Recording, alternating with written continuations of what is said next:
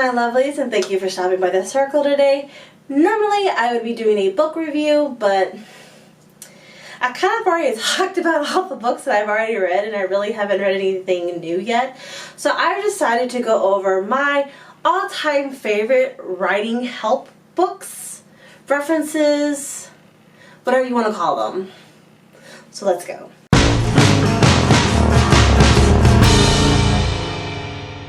You should always be learning something new in your craft, whether it's adding diversity into your characters, actually learning about story structure, and so on and so forth, how to show, not tell, and incorporate themes. Now you can do this in a myriad of different ways. You can watch videos on YouTube, you can go onto Skillshare, or you can do what I do and have reference books. So the first book that I'm going to talk about is Creating Characters, and this is a Writer's Digest book.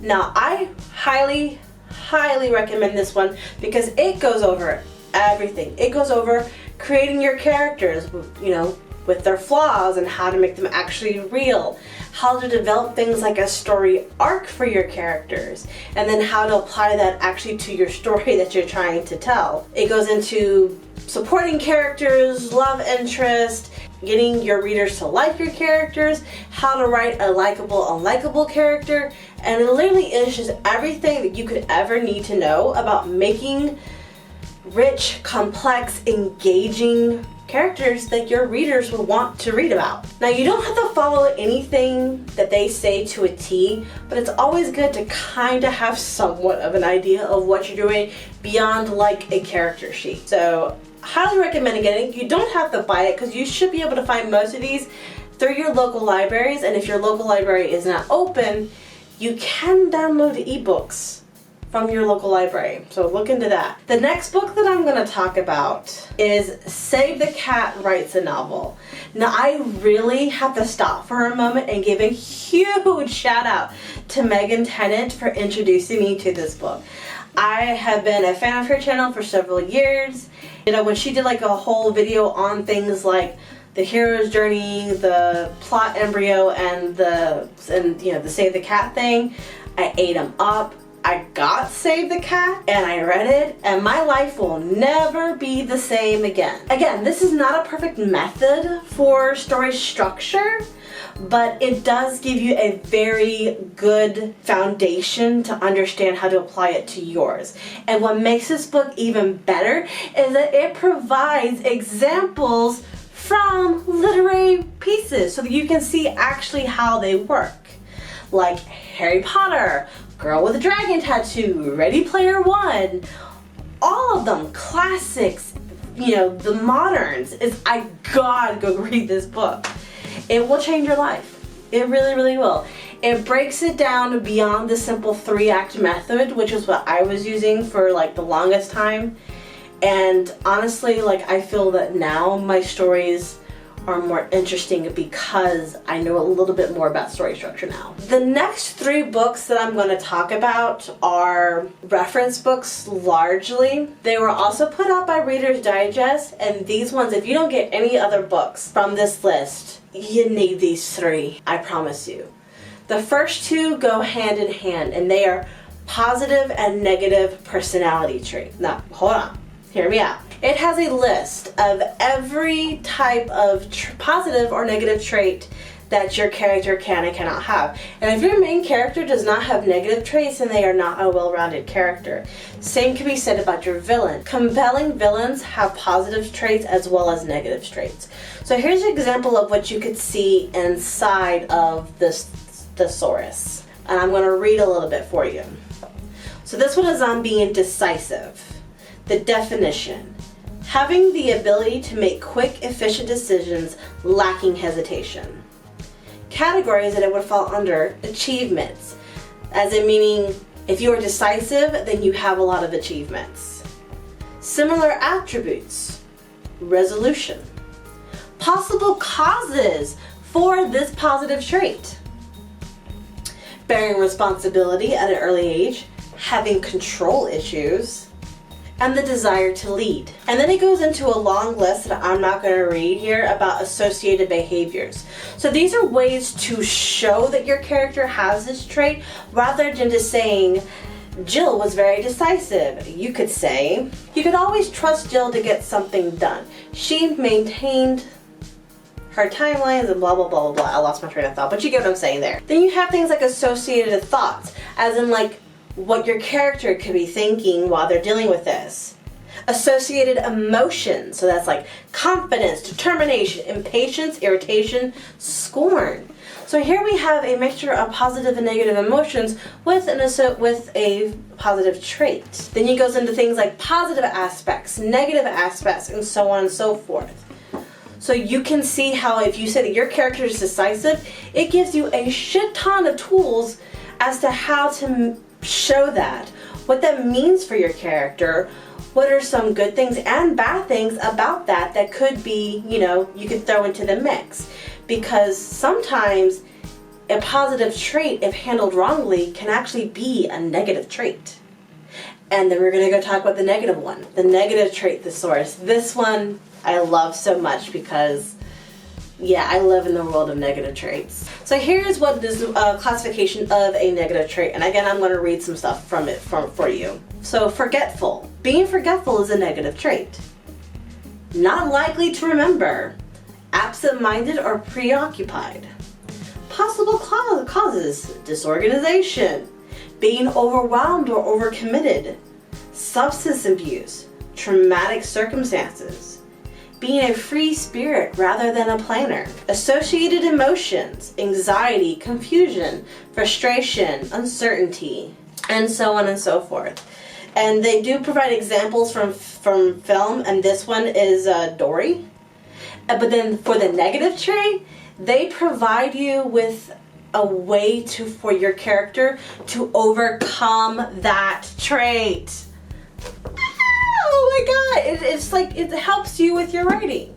It really, really does. Because the main point of story arcs with your character is for them to overcome some type of negative trait or negative aspect of themselves. And if you don't know how to go from being forgetful to being able to maybe function with that forgetfulness, or if your character is just like a raging bitch, how do you get them to not be one? This is like an all-time one of my favorite tools. But then the creme de la creme of these books that I absolutely love is the emotion thesaurus. Da, da, da, da, da, da, da. Oh my god, I love this book so much. It was the first one that I got, and then I realized like what I've been missing out on. Because our vocabularies are kind of what our vocabularies are, and we really only learn how to expand them through like experience and knowledge and teaching ourselves and being exposed to it. Well, there's only so many ways you can describe the sad. And then you run into the whole issue of show, don't tell. And you're like, well, how can I do that? Because like my limited experience with sadness or depression or anxiety, or it could be an emotion that you have like no experience with, like maybe you were traumatized as a kid, but you're trying to write about a happy childhood. You don't know what that looks like. You don't know how to really express happy, healthy relationships and what that looks like, or vice versa. You could be writing about a traumatic experience, but you may have never have been sexually assaulted or physically abused or been through combat to experience PTSD. You can still research that up to a point, but how do you describe that emotion in a way that's not just telling your reader what to feel? And that's where this book comes in. So, again, like before, I'm going to read a sample, and so hopefully you'll see why it's my favorite. Hurt, I think, is a good one for an example for this. So the definition is obviously suffering from like mental pain, grief, feeling wounded or aggrieved. Physical signals. So these are like your facial and body expressions. Eyes widening, yet brows are furrowed. Swallowing hard, color draining from your face, weakness in the knees and uneven step, hand pressing against throat or breastbone, clutching oneself at the elbows to press the sides, Internal sensations. So these are things that your character are going to be feeling that they may not express to the outside world. Dizziness, stomach hardening or nausea, constricting lungs, spots flashing in your vision. Mental responses. The sense that time has stopped. Like, perfect example, when you find out that a loved one has died, your heart constricts and time just seems to freeze for a moment. That's something that you may actually not be aware of to sort of catalog so that you can write it again down later. Cues of acute long-term hurt. So this is like someone who has been hurt severely or for a long period of time because continued exposure makes you act differently. So a sense of betrayal, collapse in body pressure, tears, sobbing, running away, reacting with anger. May escalate to depression, anguish, anger, and it gives you references to sort of go back to that. Cues of suppressed hurt. So this is like nonverbal forms of expression and communication. As visible swallowing, unnatural stiffness, pinched lips to keep them from trembling, lifting of chin, forcing oneself to maintain eye contact. I hope you see like why I'm recommending this thing, because that was a whole lot of information, both verbal and nonverbal, and things that your character may or may not be aware of that you can express in your writing if you have one of these things. I love author's reference books. I highly, highly recommend anyone who is just getting into writing to at least check them out from your library. If you are a, let's say, a little saltier author, meaning you've been around the block a couple times, you kind of know what you're doing, use these references to sort of help expand. This way you don't have to keep everything in your head all the time.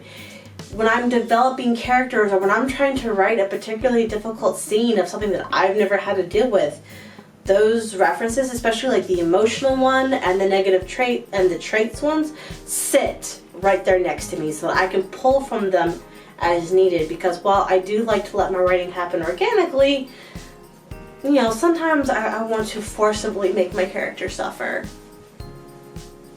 So that is all that I have for you today.